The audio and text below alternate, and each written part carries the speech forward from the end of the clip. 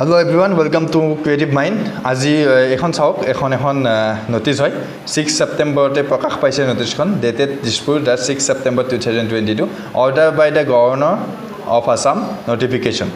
এটো চাওক কিহৰ ওপৰত দিছে এটো In the interest of public service and governor of Assam is pleased to merge the elementary education department and the secondary education department and henceforth rename the department as Department of School Education.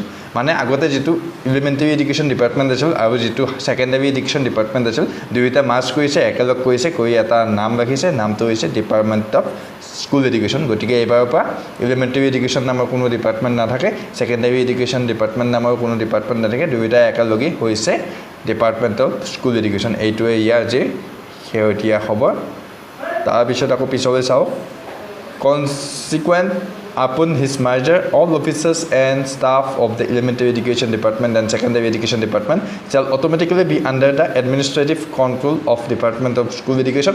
All correspondences relating to elementary education department and secondary education department will now be made in the name of Department of School Education. All the existing directorates and organizations under elementary education department and secondary education department will now be under the administrative control of Department of School Education.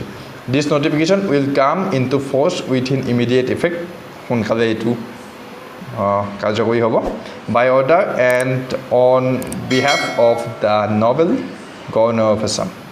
গতিকে এটো হেৰিয়াকে কাৰ্যকৰী হ'ব এইখিনি আজিৰ নোটিফিকেশনৰ সবিশেষ তো thanks for watching my video. Good luck.